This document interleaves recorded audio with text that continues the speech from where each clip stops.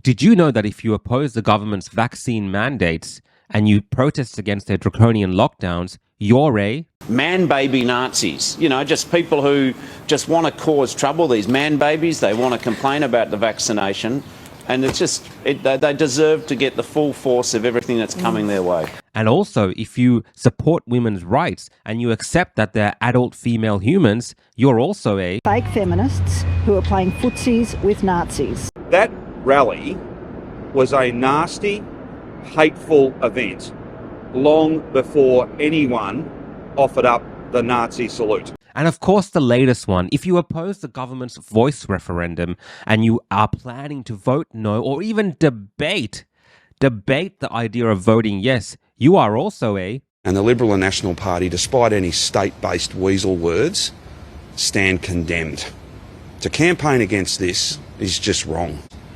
The party leadership is calling out racism, bigotry, and just a mean-spiritedness, a nastiness. They are a nasty outfit. Now, what the hell is going on here? It seems like every time a certain group of people, particularly those in power and pushed on by their friends in the media, want a certain vote or a certain decision in the community to go a particular way, they will call you a racist, a bigot, a Nazi, and all sorts of names under the sun. What is all this nonsense really about? Well, it's very obvious. What's the relationship between vaccine mandates, the voice referendum, adult human females, all this kind of stuff? What is the relation between them? Absolutely nothing. But of course, if you don't agree on any of those topics with the conventional wisdom put forward by the Labour Party and by their friends in the mainstream media, well, obviously then, you are a neo-Nazi, you are a racist, you are all these terms. And they're not attacking...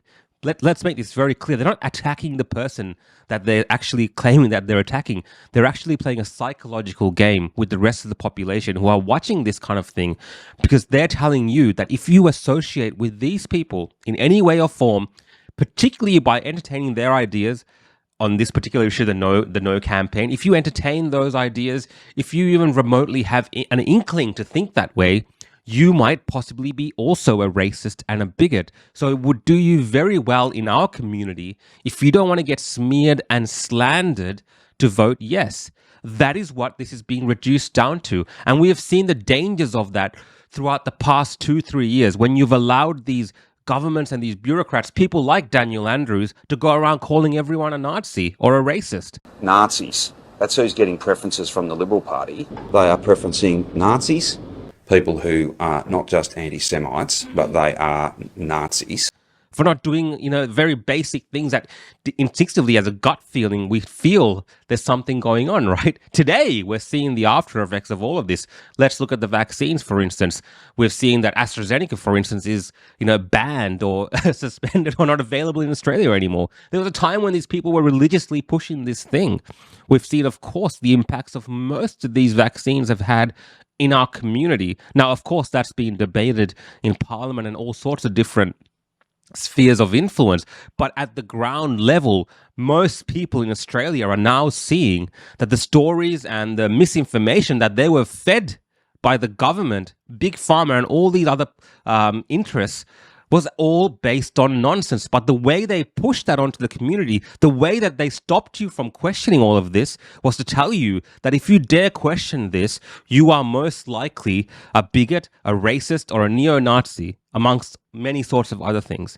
How divisive these type of referendums, these type of topics can become when one side decides to be so unfair in their characterization.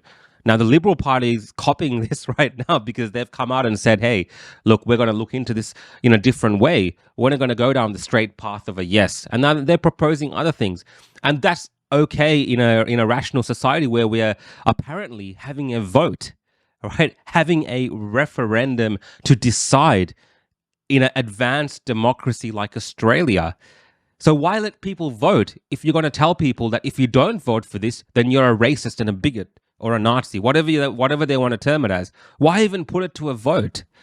Okay, some people will say, well, you have to put it to a vote. True. But then if you're not going to be, respectful of the other side, if you're not going to allow for a respectful debate And your terms are that if you don't vote for this, then automatically you are the lowest of the low of people. And that's what they're going for. And it's nonsense, because we have people who are in the Aboriginal community. We have Aboriginal politicians, right? I can name a few, doesn't matter. But we have Aboriginal politicians, we have people within the community, we have Aboriginal leaders, we have people just on the ground who are Aboriginal, who myself have witnessed being in Alice Springs, just speaking to a few people there. They have different political views. Not everyone is on board with this yes thing. And it is not right to divide us along the lines of race, especially within our Australian founding document. So how dare people like Daniel Andrews, these other politicians, these people in the media are going around calling these people racist or bigots, right? If anything, when I'm looking at these issues, the only people that come off as looking as white supremacists right now are the white people running around in politics, okay? I'm going to excuse the people who are of Aboriginal descent or heritage making these claims, because they have a bit more of a ability to kind of make these claims. But these white people right now, like Daniel Andrews, a form of white supremacy, honestly, if you ask me, if they want to play these word games, telling people who are Aboriginal in the Liberal Party who have a certain position that they are racist and bigoted for having that view. Who does this bloke think he is?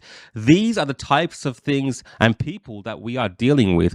And as a community, you know, I'm not going to push anyone to vote a particular way, whether it's yes or no. We should all have the ability to listen to the arguments which are being put forward to us, make a rational, reasoned decision that aligns with who we are and our values. And of course, our values as a country and a community, that all comes into it. But don't let it be reduced to this, they're Nazis and they're racist and they're bigots. What Daniel Andrews and much of the Labor Party and much of the mainstream media is trying right now. Listen to the alternative voices in your community, particularly those alternative voices coming from Aboriginal people who have a different view. They're out there.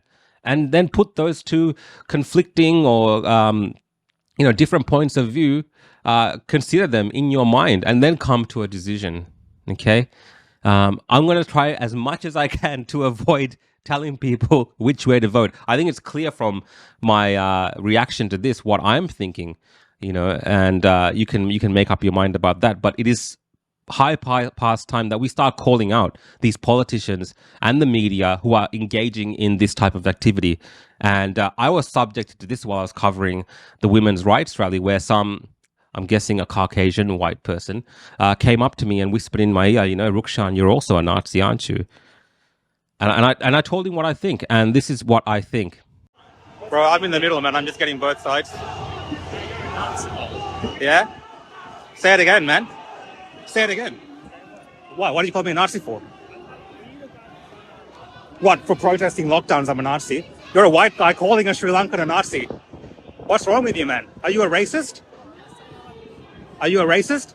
Why are you calling black people Nazis? Why are you calling Sri Lankans Nazis? Look at yourself, man. Look at yourself.